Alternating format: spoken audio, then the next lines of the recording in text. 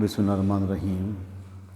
Students, मैं आपका teacher Kashif रज़ा।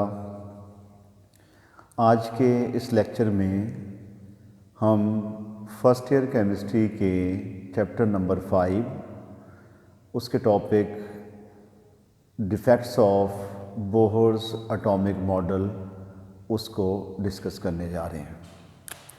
तो आज का हमारा टॉपिक रहेगा डिफेक्ट्स ऑफ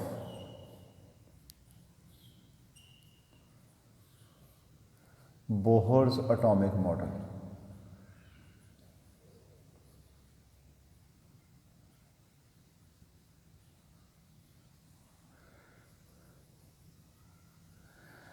अच्छा, बोहर ने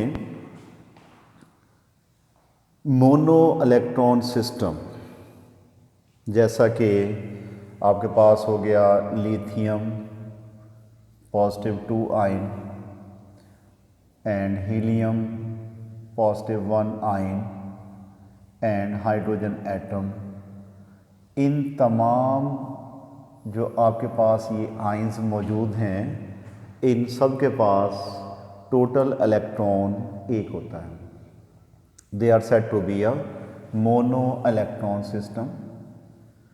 mono electron system. Why it is said to be a mono electron system?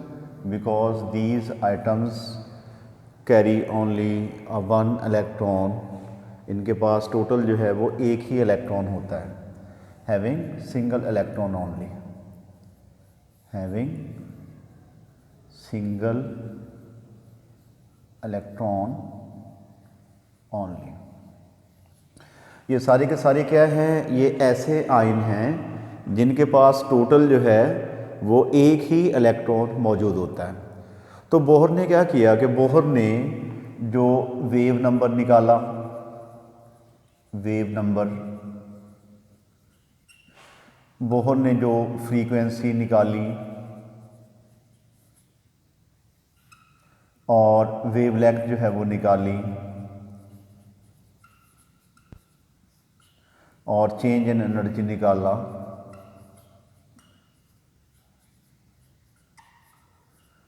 वो सिर्फ और सिर्फ मोनो इलेक्ट्रॉन सिस्टम का ही निकाल सका। यानी कि इसकी स्टडी का जो मेन पॉइंट था वो क्या था? मोनो इलेक्ट्रॉन सिस्टम था। ऐसे एटम्स, ऐसे आयन्स जिनके पास सिर्फ एक ही इलेक्ट्रॉन था, उन्हीं का वेव नंबर निकालने की कैलकुलेशन की, उन्हीं की फ्रीक्वेंसी, उन्हीं की वेवलेंथ और उन्हीं का चेंज नंबर जो है, चेंज इन एनर्जी जो है वो बोहर ने कामयाबी से जो है वो निकाल लिया। जो मल्टी इलेक्ट्रॉन सिस्टम थे, जैसा कि लिथियम का एटम हो गया, हीलियम का मॉलिक्यूल हो गया और उसके बाद ही बोरॉन हो गया, these are said to be a multi electron system. Multi electron system, तो having a more than one electrons. Multi electron system क्या होता है? Having electrons more than one, कि जिनमें एक से ज़्यादा इलेक्ट्रॉन मौजूद थे, उनके जो है वो वेव नंबर, फ्रीक्वेंसी, वेवलेंथ और चेंज इन एनर्जी को बोहर जो है वो कैलकुलेट नहीं कर सका। It is the first defect of Bohr's atomic model. ये बोहर के एटॉमिक मॉडल का पहला जो है वो डिफेक्ट था। अच्छा जी, अब हाइड्रोजन जो है, ये आपके पास हाइड्रोजन का एटम है। इस हाइड्रोजन के एटम को जब हम हीट करेंगे तो इसके जो इलेक्ट्रॉन्स हैं वो हो जाएंगे एक्साइटेड। एक्साइटेड से मुराद है कि वो अपने से अगले एनर्जी लेवल में ट्रांसफ़र हो जाएंगे। जब वो न्यूक्लियस के पुल की वजह से वापस आएगा इलेक्ट्रॉन, तो जितनी एनर्जी उसने अब्जॉर्व की थी उतनी वो रिलीज़ कर देगी। डी एक्साइटेशन की वजह से जितनी एनर्जी हाइड्रोजन के एटम ने, इलेक्ट्रॉन ने अब्जॉर्व की थी, उतनी ही वो रिलीज़ कर देगा। उस रिलीज़ होने वाली एनर्जी को अगर फेंका जाए फोटोग्राफिक प्लेट के ऊपर, तो वहाँ पे बन जाती हैं स्पेक्ट्रल लाइन की सीरीज़। Spectral series. वो 5 किस्म की सीरीज़ हमने पढ़ी थी, Lyman series, Balmer series, Paschen series, Brackett series और Pfund series.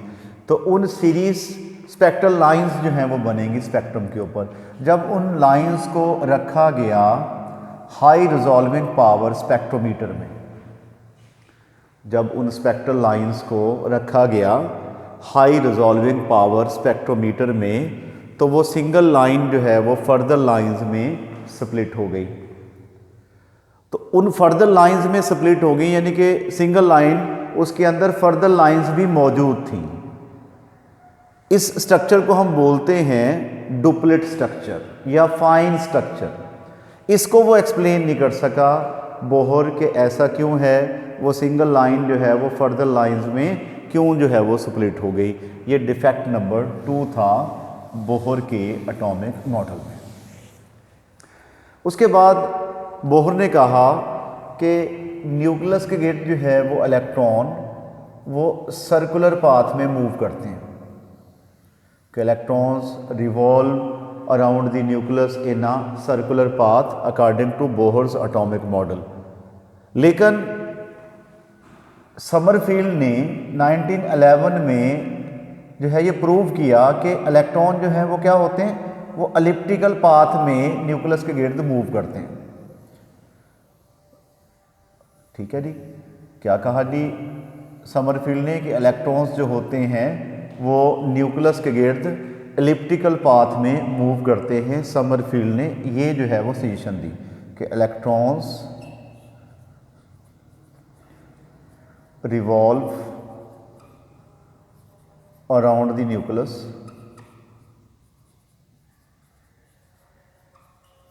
in a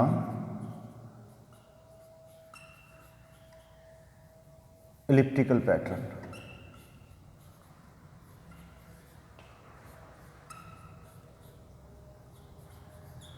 electrons जो हैं वो न्यूक्लियस के गिर्द एलिप्टिकल पैटर्न में मूव करते हैं, ये समरफील्ड ने जो है वो कहा। जबकि बोहर ने क्या कहा था कि इलेक्ट्रॉन जो हैं वो न्यूक्लियस के गिर्द सर्कुलर पाथ में मूव करते हैं। ये इसका डिफेक्ट था जिसको वो एक्सप्लेन नहीं कर सका।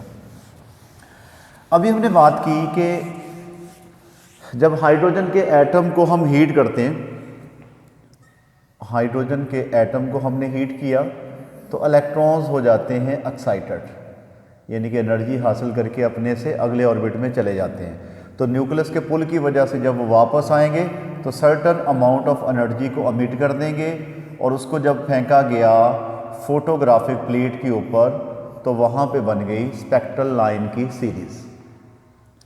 तो उन स्पेक्ट्रल लाइन की सीरीज़ को जब मैग्नेटिक फील्ड में रखा गया, when spectral lines are placed in magnetic field, single line split into further lines। ठीक है, यानी कि जब उन स्पेक्ट्रल लाइंस को प्लेस किया गया मैग्नेटिक फील्ड में तो क्या हुआ कि सिंगल लाइन जो है वो फर्दर लाइन में स्प्लिट हो गई। ये अफेक्ट कहलाया ज़ीमैन अफेक्ट। इसको कहा गया Zeeman effect. What is the Zeeman effect? कि when a single spectral lines are placed in a magnetic field, a single line split into a further lines, this effect is said to be a Zeeman effect. और जब उन lines को, spectral lines को place किया गया electric field के अंदर, when these lines are placed in an electric field, a single line split into a further lines, this effect is said to be a Stark effect।